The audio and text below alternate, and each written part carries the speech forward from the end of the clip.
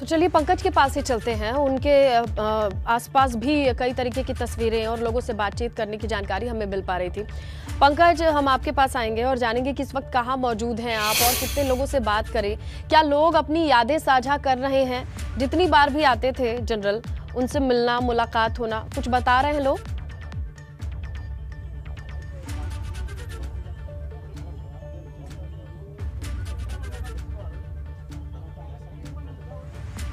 पंकज, आप तक आवाज पहुंच रही है मेरी? तो देखिए, हम कोशिश कर रहे हैं क्योंकि पंकज वहीं पर मौजूद हैं और लगातार जितने लोग भी कनेक्टेड हैं या जितने लोग जुड़े हुए हैं, देखिए पैतृक गांव या जहां से आपकी जड़ें जुड़ी होती हैं, उस मिट्टी की अलग पहचान होती है और उत्तराखंड तो वीरों की भूमि मानी जाती है। और यहाँ सर्वोच्च पद पर तैनात एक लाल अगर आज इनके बीच नहीं है, ये खबर ही दुखी करती है, रुआसी करती है। लोगों का एक जो लगाव रहता है वो उस गांव के रहते कहते हैं हाँ सीडीएस हमारे गांव से है, लेकिन आज इस पूरे शब्द में है को थे से परिवर्तित करना पड़ रहा है और ये चीज़ भावुक कर जाती है वहाँ के लोगों को, वहाँ की मिट्टी को, जहाँ से कोई लाल निकल करके पूरे देश का नाम रोशन करता है।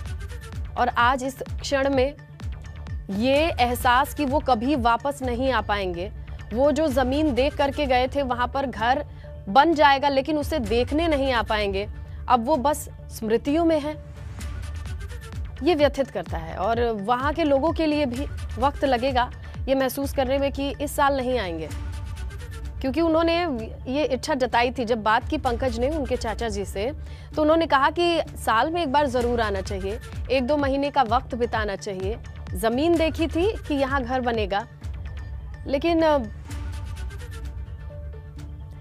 ये संभव नहीं है। अब घर तो ज़रूर बनेगा लेकिन उनकी यादों में, उस घर में उन्हें वक्त बिताने का मौका जो चाहिए था वो अब कभी नहीं मिलेगा।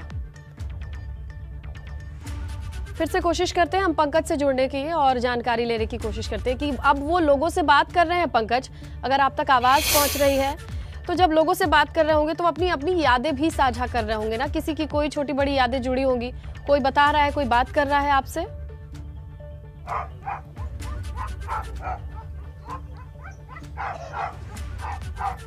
बिल्कुल स्नेता, देखिए जब से ये पता लगा है कि दुर्घटना में बिपिन रावत अब नहीं रहे हैं, उसके बाद से उनके जो पैतृक गांव है वहाँ लोगों के आने का सिलसिला शुरू हो गया है। सुबह से ही तमाम लोग यहाँ आ रहे हैं, उनको श्रद्धांजलि दे रहे हैं।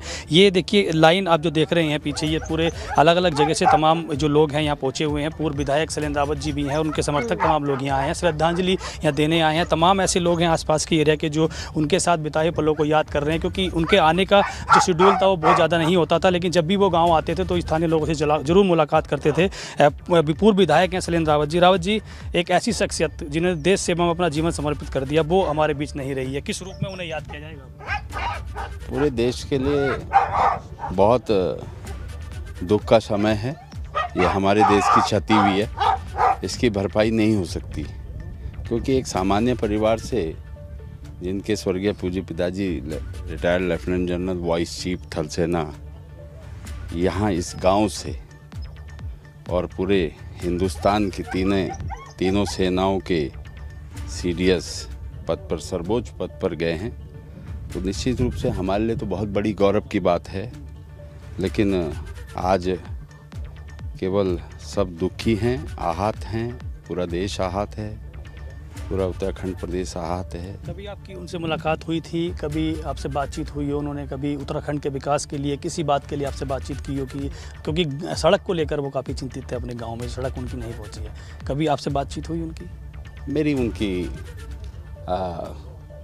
एक बार कहीं देहरादून में रूबरू नहीं हो पाया, लेकिन उसमें था कार्यक्रम में। लेकिन उनके जो स्वर्गीय पूज्य पिताजी थे वाइस चीफ लक्ष्मण सिंह रावत जी, लेफ्टिनेंट जनरल, वो जब क्योंकि मैं फौज के परिवार से संबद्ध हूँ, मेरे बड़े भाई भी lieutenant general retired Jagmohan Singh Rawat ji हैं, वो तब ब्रिगेड कमांडर थे। ये 1975-74 की बात रही होगी, तब वाइस चीफ थे लक्ष्मण सिंह रावत जी, और पूरे उत्तराखंड से दो ही लेफ्टिनेंट जनरल हुआ करते थे तब, कुमाऊं मंडल से गजेंद्र सिंह रावत और गढ़वाल मंडल से लक्ष्मण सिंह रावत, बिपिन रावत जी के फादर। तो तब वो आए थे घर पे, मैं वहाँ पढ़ाई करता था। तब याद है, आज उनका चित्र सामने आ रहा है कि छोटे कद के थे और लेफ्टिनेंट जनरल थे तब। बहुत बड़ी बात थी पहाड़ के समाज के लिए। ये अभी भी बहुत बड़ी बात है कि थल सेना अध्यक्ष फिर CDS, तो ये भी एक गौरवान्वित करने वाली बात है। तो क्या प्रेरणा क्या मिलती है, क्योंकि उत्तराखंड तो वीर भूमि कहा जाती है, यहाँ के हर घर से जवान बिल्कुल पंकज, ये गर्व क्या प्रेरणा मिलती है और क्या संदेश है और आने वाले वक्त में भी रहेगी।